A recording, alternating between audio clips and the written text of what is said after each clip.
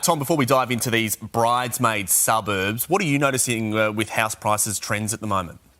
Without a doubt, ever since they've announced the 5% deposit guarantee, which they fast-tracked to the 1st of October, I've noticed in the last month there's a lot more interest. There's a lot more people that open for inspections. The bidding has been a lot stronger and the clearance rate is up. OK, let's talk about a bridesmaid suburb. What is that? A bridesmaid suburbs, Natalie, is a suburb that is next to a suburb that already has taken off, and because buyers won't be able to afford to buy in that core suburb, then they go to that bridesmaid suburb. So essentially what you're saying is this is the next one to go off based on geography. All right, so break them down for us. Let's start with Brizzy. Give us an example there.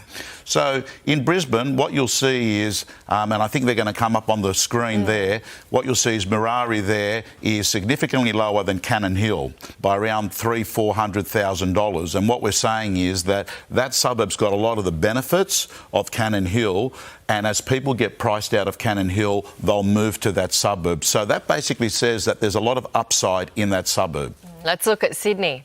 So Sydney's an interesting one because, Natalie, with that one there, we can talk about the fact that Marrickville is the bride, and what you're looking at there is Campsie is the bridesmaid. Now, Marrickville was once the bridesmaid to Newtown, and what actually happens is in Sydney, what you notice is people go west. So what happened is Newtown was expensive, Marrickville then went off. Now, what we're saying is we think Campsie is the bridesmaid. There's a fair bit of a difference in price there, and it's not too far away. You could probably get there in around, 10 minutes. So keep your eyes on Campsie. OK, and Melbourne? And in Melbourne, I think the examples we're using is Malvern East and Carnegie. So Carnegie's got a lot of the other facilities that Malvern East has, but you'll notice there on that price point, we're talking about roughly $500,000 lower. So essentially what it means is that there is going to be a lot of people that can't buy in Malvern East that will go to Carnegie, and then what that happens is that causes pressure on Carnegie to go up. So what you're saying is Carnegie, the next one will become the bride then, and then another suburb obviously comes into that system. Correct. And great real estate buyers actually look at that trend because what they're trying to do is to buy before the suburb takes off. Yeah, and how long are we talking between becoming a bride?